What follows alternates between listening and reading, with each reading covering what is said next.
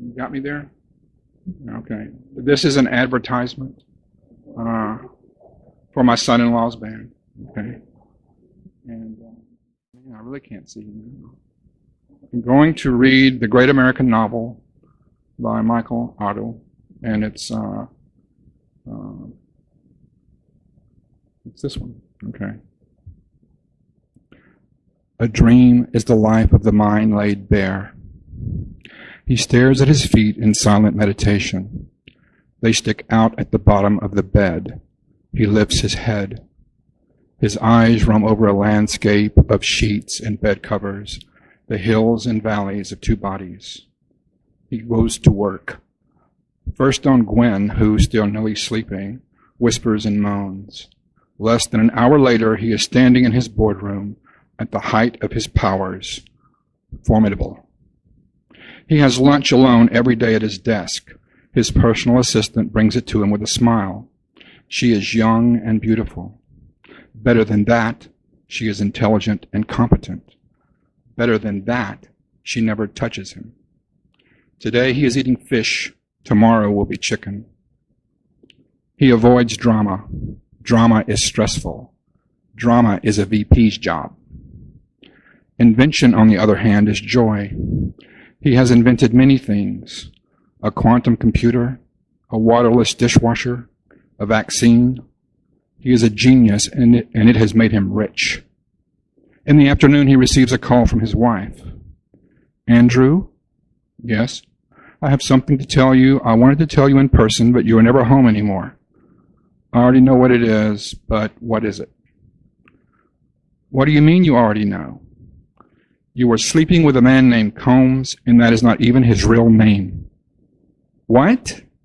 What is his real name? It doesn't matter. How did you find out? It doesn't matter. Please don't hate me. I will never hate you. It is not my nature, just as it is not your nature to be faithful. What a cruel thing to say. You should not have married someone half your age. No, you are wrong. I should not have married you. You know I have always loved you. You have certainly chosen an inelegant way of showing it. I will always love you, Andrew. I won't be here when you get home. He wants to fire someone, but no one has done anything wrong. Perhaps he should sleep with his assistant, even though he does not love her. He calls her into his office. He stands up. Jessica, my wife has left me. I'm so sorry, Andrew. She walks around the desk and stops, her face inches away from his. I know you don't allow anyone but Gwen to touch you. You can touch me if you like. You know I am devoted to you, but I do not think this is a good idea. She kisses him on the mouth. It is a long kiss. I'm going back to work now, Andrew. A man of his time, he invents more things. He sells his company and devotes himself to chess and go. He writes a novel. He marries Jessica. One thing follows another. By the end of his life, all of his dreams have come true, not one of them in the ways he had imagined. All right. Now, since I took the time to read the novel, I won't have enough time to read this poem. It's actually 2 poems. And although it's not at all related to the novel, I wrote this in '88. The reason I'm going to read it now, or some of it, till the time runs out, is because I never got to read it, or I never read it. And it's a lot more, it's kind of traditional, kind of, sort of. It's called Dataland. And I know I'm not going to have time to read but a few sections. But anyway, it was 1988, and I was insane. And I just had a bad breakup. And if you haven't ever experienced that, I don't know what to tell you. But I was walking around in my underwear with a cowboy hat, and I didn't go to work for 2 weeks. And I was crying all the time, and I smelled bad because I didn't take a bath. And, I didn't eat very much, and I couldn't sleep. And I started to come out of it after a while, and there were really a lot of pieces of paper lying around that I'd written on during that time. And so they actually ended up being a poem. And it's a poem about two people.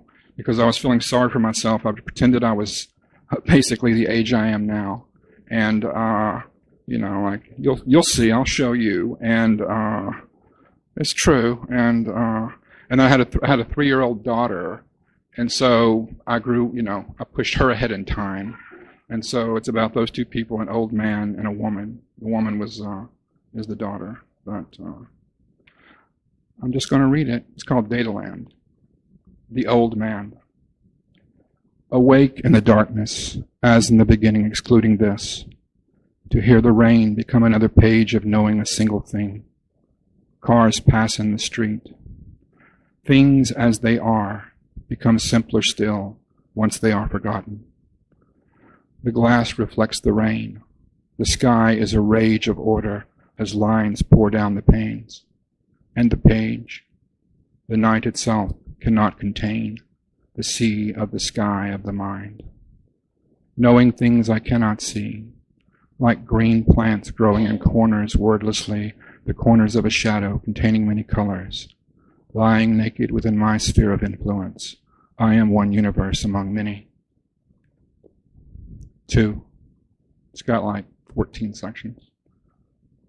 The world is encrusted with words, buried in the walls and floors of rooms, in the deep, narrow crawl spaces of caves, layer upon layer, a scale, a patina over which new words are painted, seeping slowly through like stains, covering all of nature until at last all questions are forgotten, or finally forgotten, among the muted whispering of leaves, the stones, and blades of grass like jewels, stooping to peel the skin back from the ground, hoping to see the ground finally and for once, finding instead more words, and peeling them back, layer after layer like an artichoke, looking for the center of the seed of this rock, until the rock cries out in pain that I am peeling off its skin, that I am skinning it alive, until all of nature screams at me to stop. I am killing everything. I am skinning everything alive. In the beginning there was little pain, and everything was bare. Now the world is fully clothed and covers itself with life-size pictures of itself, like scabs, like a bulletproof vest, like a room which is not a room but a cocoon, spinning itself from the outside in closer and closer until it is warm and comfortable and contains me like a seed, like a cross-legged worm as I metamorphose into something rich and new, hiding in this room cocoon, hiding from the keen eyes and hungry, swift beaks of many birds.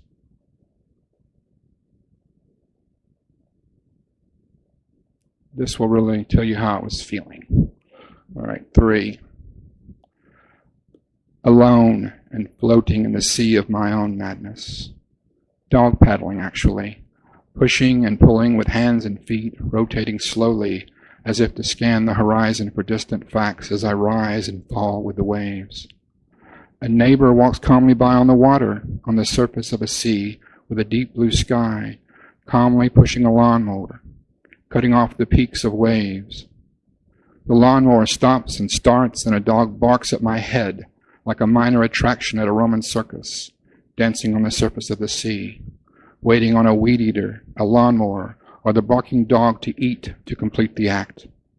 The wind blows, and the pages of the dictionary of the world separate and drift apart like a million tiny islands or lily pads, not big enough to hold 1 foot. There are no sharks, and there is no hurry, and the sea is red and green and uneven like the walls and ceiling of a famous night cafe. It is easy to be inattentive, bobbing like a cork. Easiest of all to forget what one is talking about, to forget one's hands and feet, to forget everything but one's own head, as the sun beats down and the rain pours down in uneven sheets on the purely simple and divine soul of the sea of the madness of my making.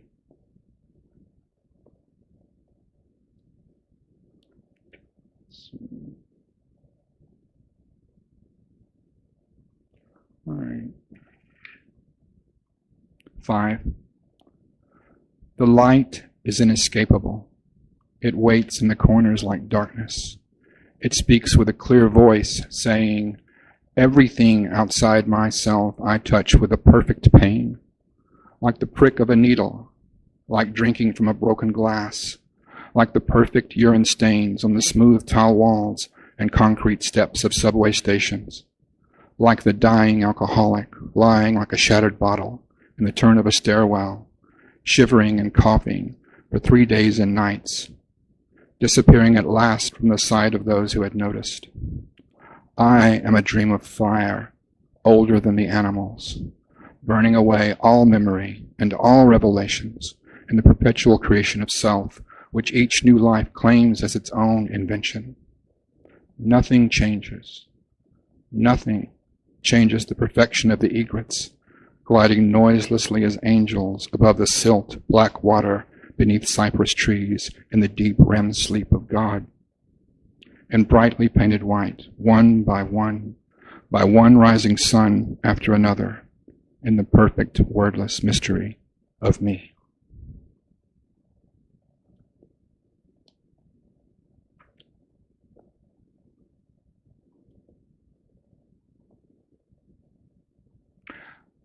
How much time do we have left, Jonathan?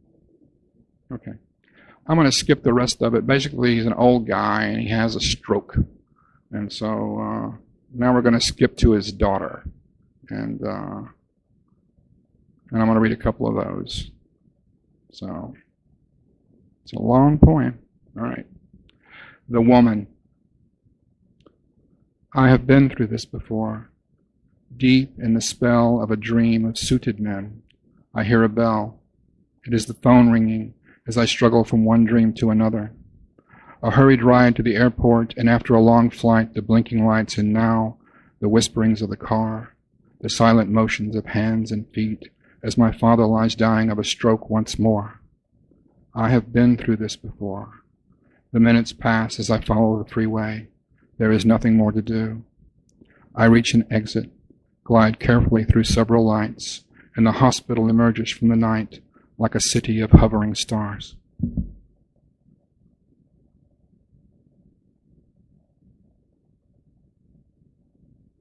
Oh, I like this part. Okay.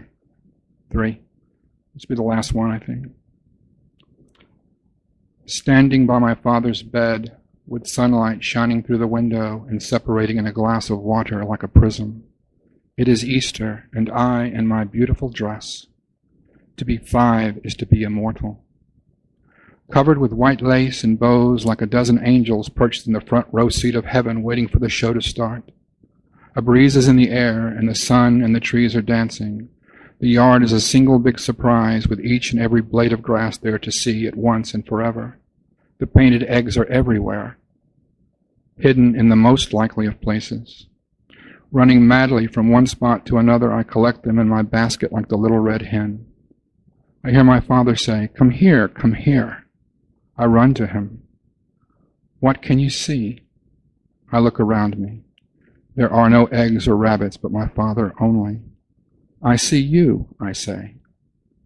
He lifts me up, and I look into his smiling round face like the man in the moon. "My little core," he says, "love is forever. It does not come and go." Okay, thanks.